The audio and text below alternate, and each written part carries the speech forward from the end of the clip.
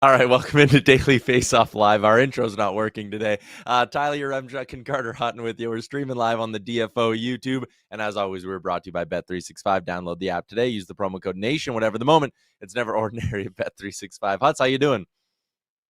I had no clue what was going on, buddy. I am not a tech guy. I was like, did we break the YouTube there? But we stayed with it. We're here. We're ready to rock. We'll give you what you need today, my man. Yeah, we're ready to roll. Ask DFO questions coming in on the in the YouTube chat. Good stuff as always. We'll get to those a little bit later. Steve Peters is going to join us. He's got the numbers behind just how important it is to be in the playoff picture around American Thanksgiving.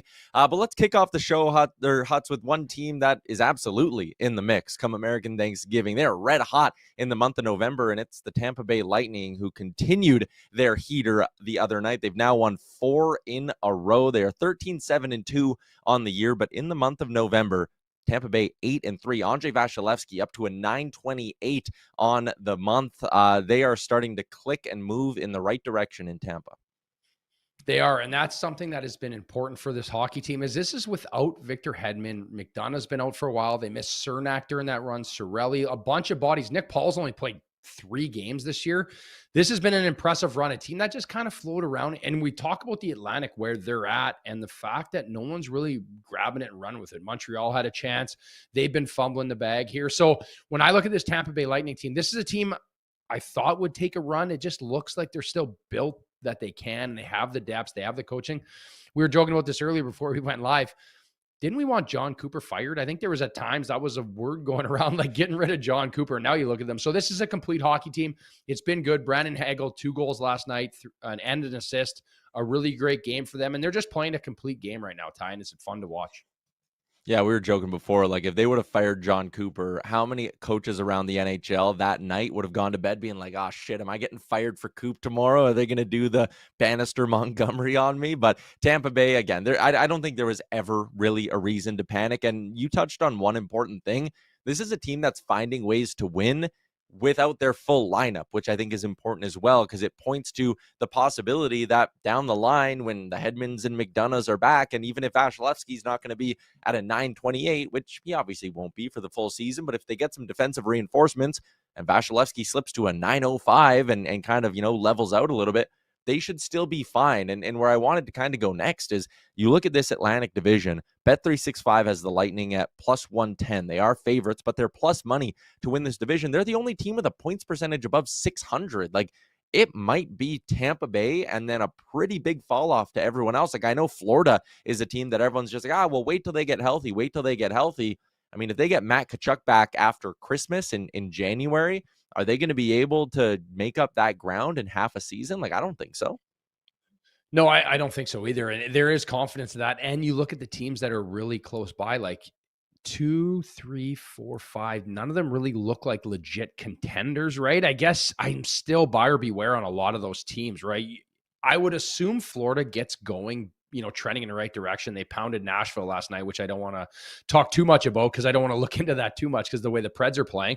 But that being said, this is an experienced group, a team that started slow, that's finding themselves to get going. And if you look at their last wins here, obviously shutting out Philadelphia last night, but before that it was Washington, before that it was Edmonton, and then it was New Jersey.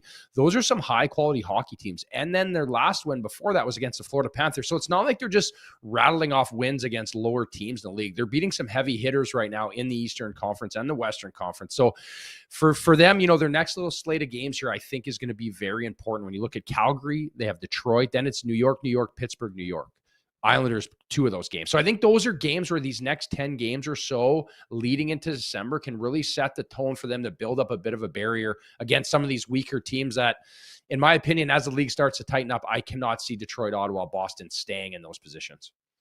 No, and that's part of the reason why, if you're Florida, you're never going to fully freak out. Like, I think if you can play somewhat decent hockey in the back half of the year, once you get guys back, like you're going to be okay. And even for a team like Toronto, like as terrible as it's gone, if they were to win the 2 games in hand they have on a team like Boston, yeah, they're only a point back of the Bruins in that scenario. So the Atlantic is still wide open, but number 1, I think Tampa Bay, you can probably feel pretty confident about them there. And then after that, again, it's a whole lot of shrugging and going, who's going to hold on? But the Atlantic's interesting. Tampa Bay, though, grabbing a foothold on the top spot in that division. Huts, What has people talking around the NHL today, though, is not really anything that we've seen on the ice. It's all the reports coming out of Vancouver. Oh, wait, no, we wanted to talk Hagel. I'm going to pause. I'm going to catch myself from moving on too fast. 3 points for Brandon Hagel last night. He's one of those guys who's maybe been pushed a little bit more to being a bubble guy on Team Canada. He was obviously a part of the Four Nations team. Do you think Brandon Hagel makes Team Canada? So this is my concern with Brandon Hagel, right? I know there's a little bit of bias because it is John Cooper's player and John Cooper is the head coach, but all being equal, I feel like it's going to come down to a situation where who are you taking and what role they fit in? Yes, he had that famous fight in the game against Tkachuk, and he did a lot during that series, but my concern right now is the Tom Wilson factor. I think Tom Wilson is playing great hockey. I think Tom Wilson is a guy that you could see in that lineup the way he is producing right now. He's just scored his 12th goal last night. He's got 23 points. He's been a big factor. Now it's like, which guys are you taking? Are you taking a guy that can be productive on, offensively, or points being out the window? You talk about Sam Bennett, you talk about Brandon Hagel, Tom Wilson. Which guy are you going with? Because then you got to start to add in the Macklin Celebrinis. You have to add in the Connor Bedards of the world. And for my money right now, Tom Wilson is the guy. I just think he is a complete player. You can play that line. My only concern when we talk about Wilson is, can he walk that line and stay on the other side of it? Because this is a tournament where if you take a costly major or a major penalty, it could really change the whole landscape of where you're at for Team Canada. So I look back on him. I remember him throwing that body check last year against the Montreal Canadiens. It turned that whole series on its ear. And this is a guy that you can have put up against the Kachucks. Go anybody. They're big size of the United States. So I think he is the guy to make the team, but Hagel is definitely making his push here, Ty. Yeah, again, the John Cooper factor, I think, is what swings it. Or does Canada sit there and do they go, all right, we can bring both Wilson and Hagel. We can have both those guys in our lineup. Or do you choose one and do you give the other spot to Connor Bedard? Like, when you kind of look at the projected rosters that go around right now, it feels like two of those three will make it, which is weird to lump them all together because Bedard is obviously so much different than those other two guys. But again, we kind of know how Hockey Canada runs here and what they like to do. I wouldn't be the least bit surprised if both Wilson and Hagel are there and a guy like Bedard is left off in the name of building a team with a certain mix, especially lower in the lineup. But again, we're kind of a couple months away from that decision having to be made. And a lot of on-ice product and injuries will also play a pretty big factor in all of that. Like if a top six guy were to go down with some amount of injury for Team Canada, like that's what will open the door for a guy like Bedard. Yeah, I agree. And that's the factor of where I guess I just like Tom Wilson size-wise because you look at some of the bigger bodies, and I think he can play within himself. So he's been doing it for years, right? He knows, and now this is on the biggest stage. He's won a Stanley Cup. He's been in these tough situations. But when you talk about these younger offensive players, it's just like where they're going to fit. And I think you have a bottom six guy that plugs in, and then you take a Celebrini or a Bedard, someone who can create offense. If there is an injury where you give him maybe a bit of power play time where he can create a bit of offense. But I think Tom Wilson can go up and down your lineup and just play a minimal amount. Imagine Brad Marchand and Tom Wilson on a line together. If you can keep them wrangled in, that's a pretty dangerous line defensively and what they're going to create offensively. Yeah, that's a good point. A little Bash Brothers vibe. All right, let's move along here and get to the big off-ice story that everyone is talking about today. Elliot Friedman, Thomas Dranson, The Athletic, our own David Pagnotta on the fourth period. Everyone's kind of chimed in that the Vancouver Canucks, they're open for business. And it seems like the line from Friedman, they're making veterans available, but not quite making Quinn Hughes available. So who could be in that group of players that Jim Rutherford and company are reportedly open to moving? Well, look at the guys with 1 or 2 years left on their deal. Evander Kane, if they were to keep 50% of Evander Kane's contract, is he a guy that another contending team would have interest in bringing in? Teddy Bluger as a fourth liner. Kiefer Sherwood obviously got off to a red hot start this year. Do the Canucks want to extend him, or do they want to cash in on that value and move him in the final year of his deal? On the blue line, I think a lot of people are looking at a guy like Tyler Myers, 2 more years, $3 million cap hit. A contender can squeeze him in, and at that cost point, you're probably okay if Tyler Myers is playing on your third pairing. But what do you make of the Canucks being open for business in November? I feel like they should have been open for business as soon as the season started. It just feels like they're this in-between team, right? It just feels like where they're at and what they've got rid of and the pace that they're playing at. It doesn't really seem sustainable, like they're a threat at all. And in a lottery where you could get a guy like Gavin McKenna or Verhoff or someone that could really impact your, in the way, and again, Demko's hurt again. Like, it's very concerning. I do think Elias Pettersson has had a better season. I think he's been more productive. He seems more energetic. He seems more impactful on this team. But that being said, there's just, when you look at the depth of this lineup, there's just really nothing there that gives them any sort of contender vibe. So I think it's time for them to start selling off pieces and moving on guys, because there's always that. I always felt this way when I played as well. It's like we wait to the trade deadline, then you almost kind of lose power in a sense too. Yes, you can hold teams to the flame, but early on right now, the teams that are struggling a bit that should be succeeding, you can get a little bit more early if you're the first one to start selling what you have on the shelf. So when I look at those veteran guys, look at any team contending for a playoff spot. Imagine adding Tyler Myers on the back end. Like, he can play 4, 5, 6 in your lineup. He can play a lot of minutes. He's a big body. He's experienced. He's been in a lot of situations. That adds a lot of value. And Kiefer Sherwood, his goals alone, right, have been awesome, but he's a dog. Like, this is a guy that leads the league and checks a lot. He's very physical. He can do everything. Imagine adding him in your bottom 6 and you're looking at going on a cup run. I think those are 2 important pieces that could be moved out of Vancouver. Yeah, for me, like, the reason I kind of at the top there put good is gone. Like, cash in on these guys. Like, what are you doing? Yeah. Even if you think this is maybe a 1-year thing and they're not using the word rebuild and next year they'll come back and try to be competitive, you don't need any of these guys to be competitive in my books. A guy like Kiefer Sherwood, who, yes, he's having a career year and yes, he bangs bodies. If you can get a 1st or 2nd round pick for him, cash in on it. Don't sign him to the long-term contract. Let someone else make that mistake on Kiefer Sherwood. And a guy like Evander Kane. Again, if you keep 50% of it, bite the bullet, pay a bit of money, you're going to probably get a decent draft pick for this guy. Like, you don't need to go into a full-fledged rebuild, I suppose, but these guys should go.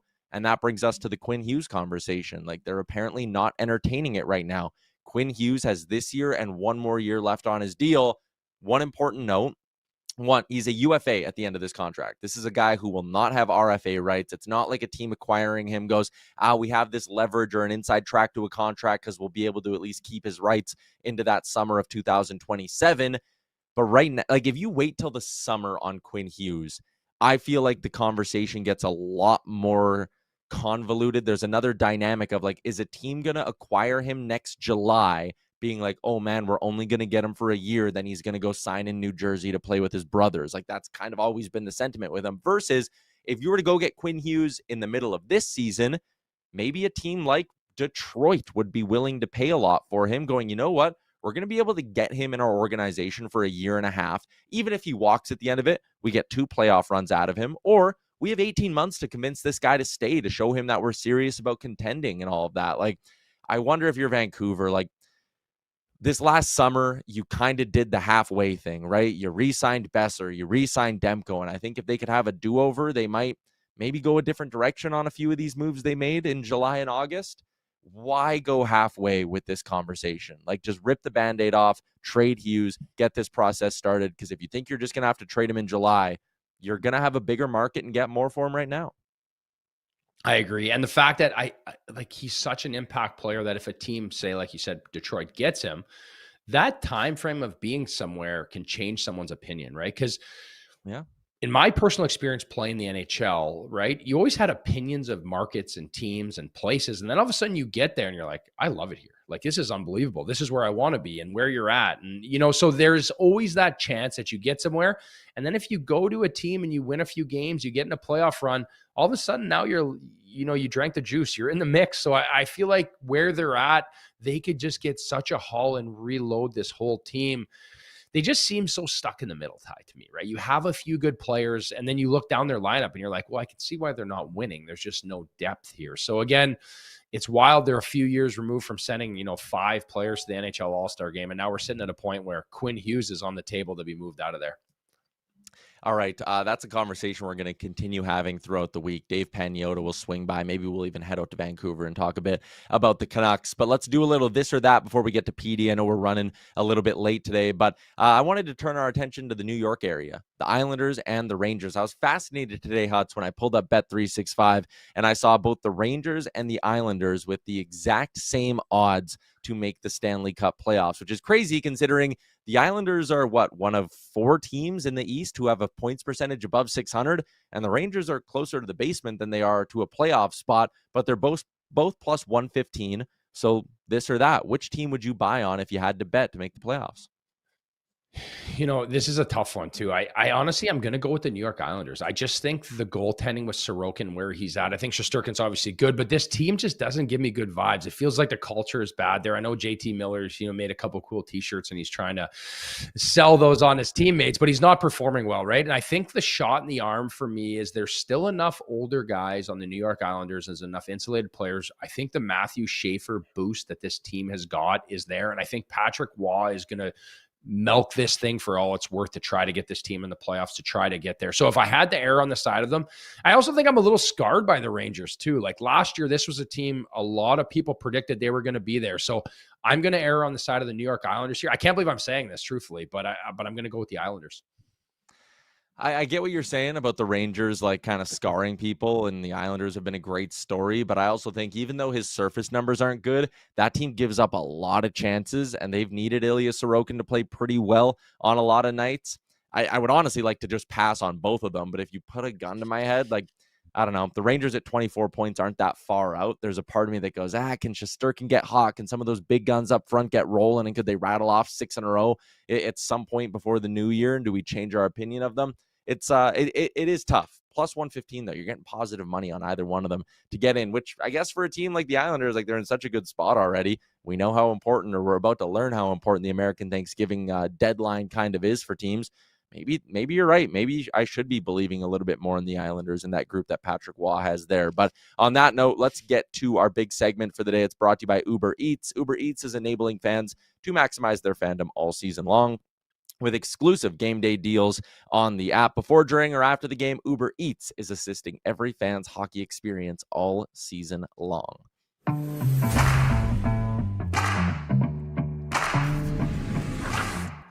Always a pleasure to welcome Steve Peters to the show. And Steve, today you went and dug in, did some research on just how important this American Thanksgiving deadline is. So give us the numbers, Petey. How important is it to be in a good spot and this week in November?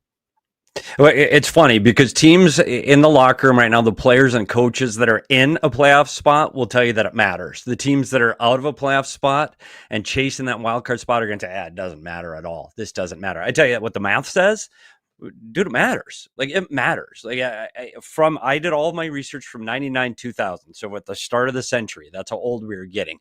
It matters. Like, it's better than 3 and 4. So 6 out of 8 teams in both the East and both the West statistically are going to make the playoffs if they're in a playoff spot at American Thanksgiving. That's 6 out of 8. That's a big deal, especially when you're looking at an Eastern Conference this year with so many big teams out of a playoff spot. And you're talking Montreal, Florida, Toronto, and then you could look at Pittsburgh, Philly, Columbus, New York. But somebody's not getting in, because never since 99, 2000 have 4 teams been out of a playoff spot at Thanksgiving and made it into the playoffs. So it is incredibly unlikely to see all of those teams. At best, it's going to be 2.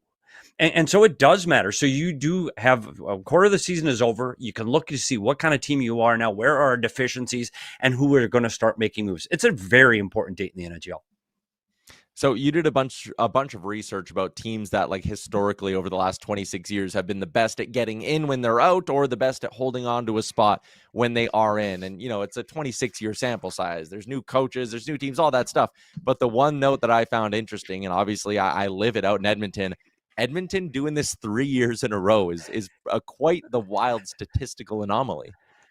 Yeah, it's funny when you look at the others, because you keep saying, "Wow, they can't get in." The last 3 seasons at American Thanksgiving, the Edmonton Oilers have been out of a playoff spot, and we're all talking about coaching changes and trades, and oh my gosh, they're not going to make playoffs. They've been in the Cup Finals 2 of those 3 years.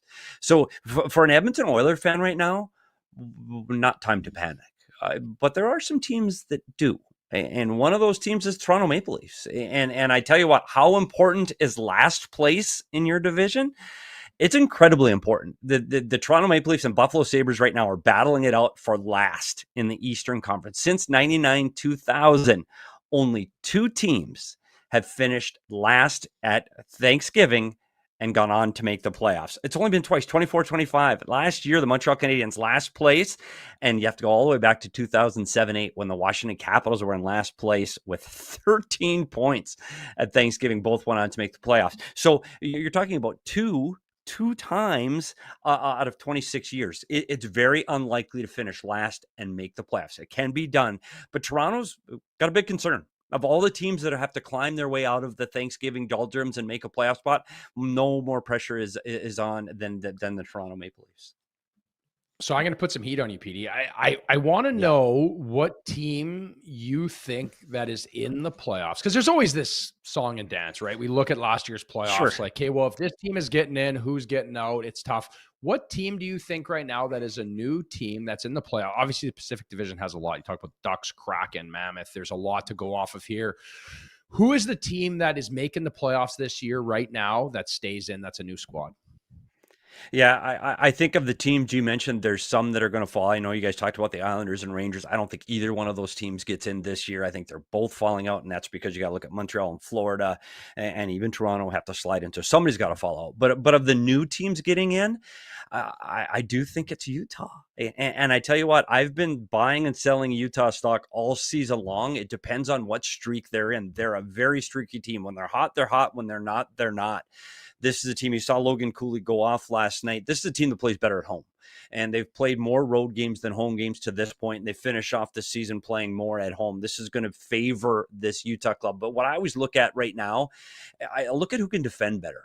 And one of the things that Utah has done with this experienced veteran decor is they've been able to defend better. And I think that's going to be the big key when you start looking at some of these teams that are trying to struggle to find their way in. And right now, the one that's on that precipice for me is the Utah Mammoth. I don't think Seattle can hang on. I think the Islanders are going to have a tough time. And Detroit is the one in the East that hasn't been in a long time that might be able to do it, but they're 23rd in goals against per game. They're 29th in 5-on-5 goal differential. And I talk about defending being so important. I do worry that Detroit can hold on defensively. When you look at all those teams below you in the East, they're going to start climbing pretty soon. Yeah, PD, I found it interesting too. You had some stats here that San Jose is 14 for 14 when they got in. Philadelphia is 11 for 11. Florida's 5 for 5 at that standpoint. Now, on the other side of it, teams that are out right now that should be in the playoffs, is there somebody there that you feel totally confident? And I know we get a lot of Florida Panthers love, right? This is a team, it feels like it's just inevitable until they get on a run. They get in, next thing you know, they're in the cup final. But is there anyone for you that is like lighting the lamp that you feel like they're going to get in the playoffs, even though right now they're not in a spot? Yeah, and we've mentioned them already. It's the Edmonton Oilers. And because, one, they've been there before, and two, they play a style of hockey that right now they're struggling to defend on 5-on-5. Their goaltending hasn't been great and secure, but this team can outscore problems. And when I sat on here a week ago and talked about Leon Draisaitl not putting in the effort, and he knows when he needs to, well, then he goes out and tears it up for a few days. This team is good enough that I think they can turn it on. And I do think that's a team that can outscore problems, and I think Edmonton makes the playoffs. The one that's a concern, we keep saying Florida. Well, they're going to do it. They're going to do it. But be careful, because you start running out of runway. And so you look at teams like Toronto, Montreal, and Florida are all out of the playoffs in the Eastern Conference right now. They're not all getting in. Like, not everybody can make the playoffs. Montreal, of those three teams, to me, if their goaltending can stay and perform the way Montembeault did last year, and Dobush can perform the way he did earlier in the season, Montreal can score, and Montreal plays with pace, and I think Montreal can sneak in. I do start to worry about Toronto. I can't believe we're talking about Toronto making the playoffs. Like, that's insane to me right now. This is a team that potentially was looking at maybe an Eastern Conference title. Like, at Thanksgiving, the American Thanksgiving, Toronto is in a lot of trouble, and there's chaos in that locker room. So I'm concerned about Toronto. Yeah, I think that's fair. The thing that, and maybe this is a mistake I make, like you touched on the Florida Panthers, we all just kind of go, they'll get healthy and they'll turn on the Jets, but like, they're not getting Barkov back. Like, that's an important part of this. Like, if he comes back, it's not till the playoffs. So like, if let's say they continue to be, we'll call it mediocre here for the next month, and then Matt Tkachuk comes back, but you're 7 points out of a playoff spot and there's 5 teams you need to jump. With how equal and mushy everything in the East is, 7 points back in January might be a death sentence. Yeah, and there's so many teams right now that are going through injury problems. It's not just Florida. So Tampa Bay, we talked about, I was the one that you guys talked about early in the show about Cooper being on the hot seat. I said that on this show that things didn't look right there. That Tampa Bay team right now, they're as good as anybody in the East. So you do see teams that are performing well in the East. That means, again, that somebody can't get in. And I think we're just assuming that Florida is going to be in a playoffs because they won the Cup twice in a row. Well, look at their roster right now. Look at this is the team that did really well because of their lower six lineup and how they did in filling in spots. But now these injuries are pushing those guys either higher in the lineup, or with Luosterainen, a guy you really needed, he's out of the lineup. So the runway will continue to get shorter and shorter. I don't think Toronto or Florida or Montreal is going to panic until we get to January. So I do think these are teams that all think they're going to be fine. And I even think Toronto internally going, yeah, we're going to be fine. But I don't know. It's a big hill. I do think January now for the Florida Panthers is going to be a date you can look at, because we've seen it with Florida. They're going to acquire bodies, and some of these teams aren't. And that's where Utah is going to be different, because tell you what, Utah, Philadelphia, some of these fringe teams, they're not selling the farm at the trade deadline. They're not. They've been too long through the rebuild. They are not going to be all in, even though their fan bases may want them to be. They won't be. They won't sacrifice the future for the short term. And that's where these teams that you see now are going to start to separate themselves even further as the season goes on. Yeah, Petey, as always, appreciate. Oh, go ahead, Hutz. No, I was just going to say, we got the PD. You're the bump, buddy. You talk about Cooper, then the Lightning get going. You talk about Leon not scoring, he starts scoring. The Leafs and Panthers, I might hedge them. They might get going here. You have to buy. Talks about them, they're going to get going. Yeah, and you know what it is? They just sit in a list. I'm sure that all the brass of those teams are. Brad Treliving's tuned in right now, going, there we go. And they're going to turn on. It's the PD reverse bump on Daily Faceoff Live. Hey, I like that. Petey, appreciate your time as always. We'll chat again next week. Thanks, guys. Happy Thanksgiving.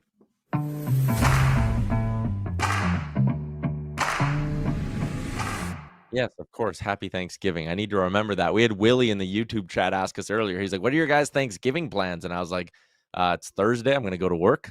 It's my Thanksgiving plans. Yeah, it's snowing. We were getting 15 to 30 centimeters tonight here in Thunder Bay. So pray for Hutts.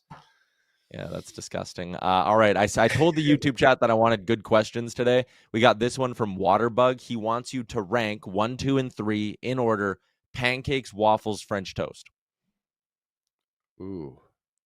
Pancakes, number 1. But I like thin pancakes. I make thin pancakes like a crepe. That's my favorite. And then I'm going to say French toast, then waffles. Waffles really are my thing. But what I did, I lived in a hotel for almost a whole year when I played in Rockford. And they had it was a free, this wasn't really a hotel. This was a tough get up. It was the sleep in, but they had the waffle machine there, and I would make waffles with peanut butter and banana and syrup. That's legit right there. Yeah, that's not bad. They got to be done right. I'll say a good waffle is maybe even at the top, but a bad waffle is so terrible. French toast, you can't really mess up French toast. If you go to a restaurant, there's French toast on the menu, it's going to be good. It's going to be a serviceable one. So I think I'd go French toast 1, pancakes 2, and waffles 3. Not that I don't like waffles. The volatility, Hutz. I'm a guy who needs, I like a good, dependable breakfast. I got it. Next time we're together, I'm going to make you some, I whipped up pancakes this morning, buddy. I'm like a stay-at-home chef here in the morning. I'm whipping lunches together. You name it, buddy. I'm a pancake making machine. When you come to Jasper in January, I'll hold you to that. Maybe we'll do a cooking with Hutz segment. I'll have you in the kitchen. There we go. Working away. Let's get to our daily bets for Bet365. Download the app today. Use the promo code NATION. Whatever the moment, it's never ordinary at Bet365. Pat, you got stung with some bad luck last night with Werenski getting hurt. Yeah, I mean, he still played 17 minutes, though, so I had a shot at it, but I will take the excuse on Werenski getting hurt. I've been laughing this whole time at Hutz's background on his TV. That's his parlay. I was waiting for this moment. That is the homer parlay of the century that I hit last night. And I was, we were talking about the show before bed, and I'm like, I better check the scores, and it hit, and I'm hot, baby. Yeah, you're hot. I'm not. I'm just on the worst cold streak you can imagine. I missed again yesterday. 1 shot on goal from Gritzuk is all I needed, and it doesn't happen. So I'll look for a win tonight. There's only 1 game on the schedule tonight in the NHL, so slim pickings for us doing our daily bets. But give me Jason Robertson 3 shots with Evan Bouchard 3 shots. It's one guy who is absolutely red hot and one guy that's missed in a few. Bouch was one of the better shot prop guys for a little bit earlier on in the month, but he's missed missed in back-to-back games. I like him to bounce back, and I like Robertson to keep rolling. He's hit this number in 6 straight, so it's plus 150. Not bad for the only game on the slate. Pat, what do you got? Yeah, I mean, sticking with the same game, obviously. I got Roslovic 1+ point. He's been killing it 5-on-5 this season, still playing on the top line with McDavid. And then at the other two, I'm just betting with my heart a little bit. McDavid and Draisaitl to get 2 shots. It's a big game playing against Dallas. They're just back from a road trip, so they're probably going to be feeling it a little bit at plus 180. I like that. And for the record, waffles are the worst. They're too hard to butter. What about you, Huts? There we go. I like that. A couple homers here, eh? Picking the Oilers game. I know it's the only game we got tonight, so we had to pick them, but I'm taking the Edmonton Oilers money line, and I'm taking under 6 goals tonight. The line's at 6, and I know Stuart Skinner can be very porous at times, but after that road trip, they've had some time at home. I expect this to be a very well-fought game. It's going to be, and Hellebuck's out. Ottinger's going to play good. Look for a low-scoring Edmonton win here tonight. Yeah, Stuart Skinner has been kind of the Dallas Stars killer, or their kryptonite over the number of years, and it's expected he'll get the start tonight. Let's wrap up the show. A little bit of garbage time here, Huts. Last night, we got a good old-school heavyweight bout in the NHL. Shout out to our friends at hockeyfights.com, but it was Douglas and Delorier, and after they threw fists, they both sat in the penalty box and had a nice little chuckle about it. What did you make of Delorier and Douglas going toe-to-toe and then having a little laugh together? I love it. You know what I mean? It's like these guys embrace it, right? It's a tough way to make a living. You look at Douglas. I had a chance to play with him a little bit when I was in Toronto at the end of my career, and he's a young guy. Every night he's squaring up against someone trying to make a name for himself. And Delorier, being a willing combatant in the matter, that's all you can do is laugh about it, right? These guys play to win. They play to help their teams out, but this is a tough way to make a living. Trust me. I live with a fighter in the American League. And the American League's even worse because you're fighting more often. So they put their bodies on the line for their fans and for the team. That's a wrap on today's edition of the show. Probably a lot more Canucks talk coming throughout the week. They just announced that Kevin Lankinen is not going to be on the team's road trip for personal reasons. So potentially no Lankinen, no Demko for the Vancouver Canucks here. Things might get a little bit worse out in Vancouver, but we'll chat about that a little bit more tomorrow. Have a good Tuesday, everybody. We'll see you right back here at noon Eastern on Wednesday. Hey, hockey fans, if you enjoyed that video, then make sure you hit the subscribe button right here on the Daily Faceoff YouTube. We have you covered for everything you need. Exclusive interviews on The Sheet with Jeff Merrick, all the latest hockey news on Daily Faceoff Live, and you can always get your morning started with Johnny Lazarus and Colby Cohn on Morning Cup of Hockey. Don't miss a minute. Hit that subscribe button.